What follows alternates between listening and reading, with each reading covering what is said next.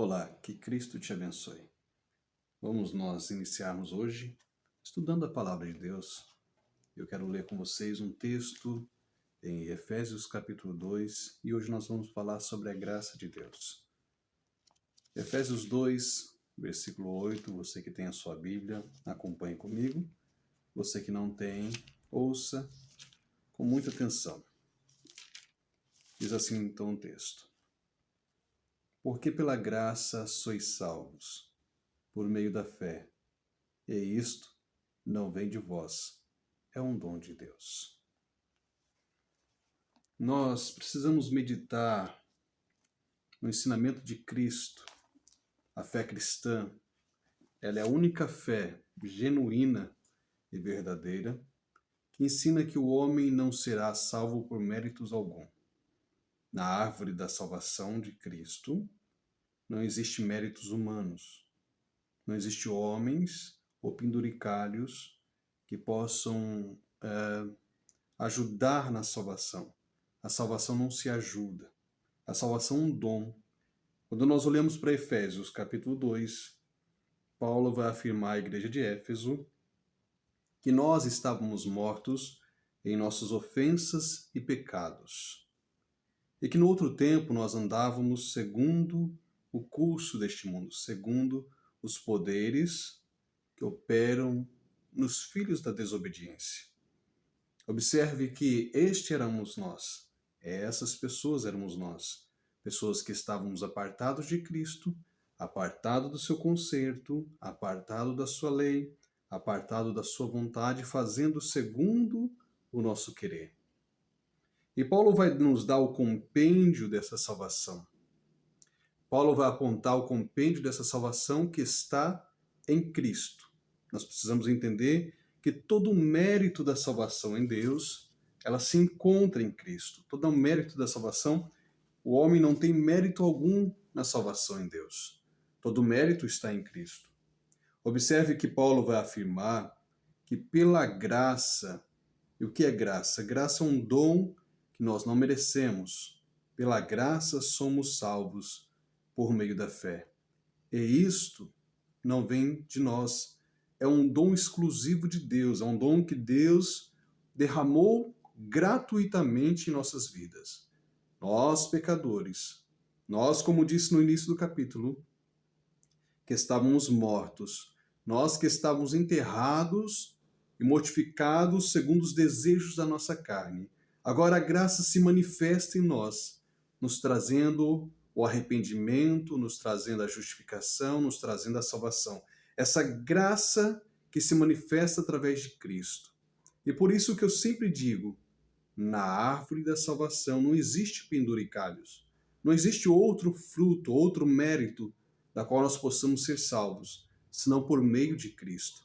Tanto que o apóstolo Paulo vai dizer assim no verso 9, que esta salvação, ela não vem de obras, para que ninguém se glorie. Para que ninguém diga assim, eu fui salvo pelos meus méritos. Eu fiz e por isso mereço. Eu faço e por isso sou salvo. Na salvação não existe isso. Observe que na abundante riqueza da graça de Deus, não existe mérito meu ou mérito de qualquer ser humano para sermos salvos. Todos nós estávamos, a Bíblia diz, como ovelhas desgarradas, que não tinha pastor. E agora Cristo se manifesta a nós, com poder e grande glória, para nos tirar do império das trevas e nos trazer para a sua maravilhosa luz por meio de graça. É por meio dos méritos dele. Os méritos de Cristo. Nós só estamos em pé hoje pelos méritos de Cristo.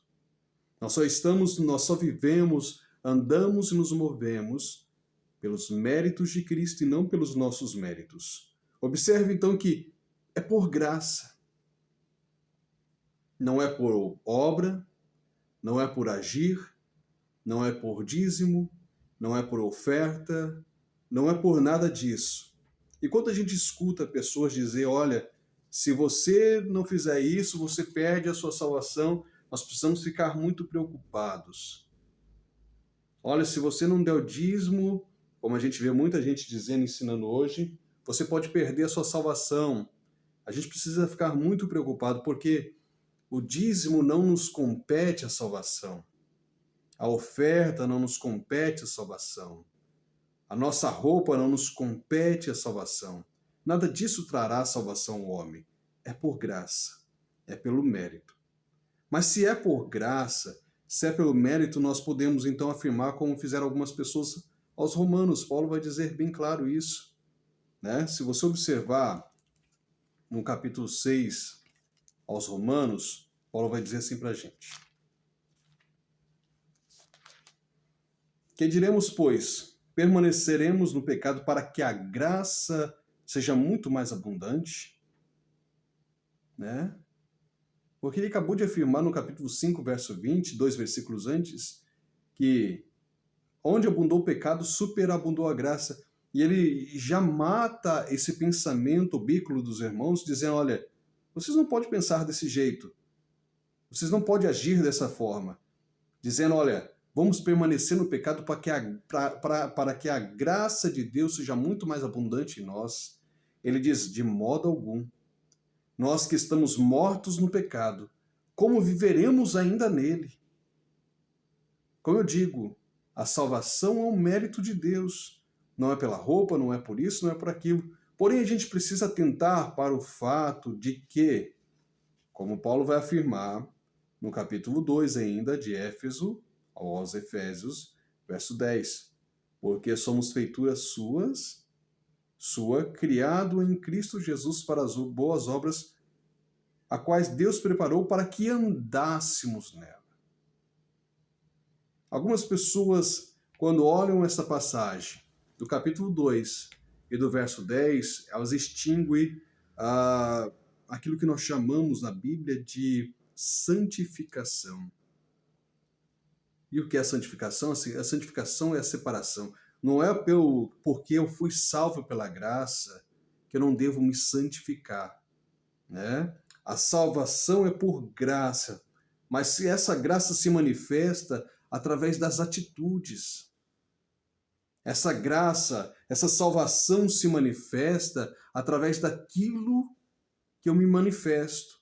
Lembra que Jesus disse que de uma árvore não pode jogar fruto bom e fruto ruim, de uma mesma fonte não pode sair água boa e água salgada? Quando nós dizemos que somos salvos pela graça, não extingue o fato que nós precisamos observar a vontade de Cristo expressa em sua palavra. Nós precisamos andar em santidade. E se nós formos observar o capítulo 5 do livro de Éfeso, nós acabamos de ler o capítulo 2, mas se observarmos o capítulo 5, Paulo vai dizer isso. Quer ver? Acompanhe comigo a leitura de Éfeso, capítulo 5, aos Efésios. Capítulo 5, Paulo vai dizer assim, olha: sede, pois, imitadores de Deus como filhos amados. Andai em amor, como também Cristo vos amou, e se entregou por si mesmo por nós em oferta e sacrifícios a Deus em cheiro suave. Em sacrifícios não, em sacrifício, né? Mas a prostituição, toda impureza, avareza, nem ainda se nomeie entre vós como convém aos santos, nem a torpeza, nem a parvoíces, nem a chocarrices, que não convém, mas antes ações de graça. Porque bem sabeis isto, que nenhum fornicário, ou impuro, ou avarento, ou qual é a idolatria, ou qual é a idólatra, né? Tem herança no reino de Cristo e de Deus.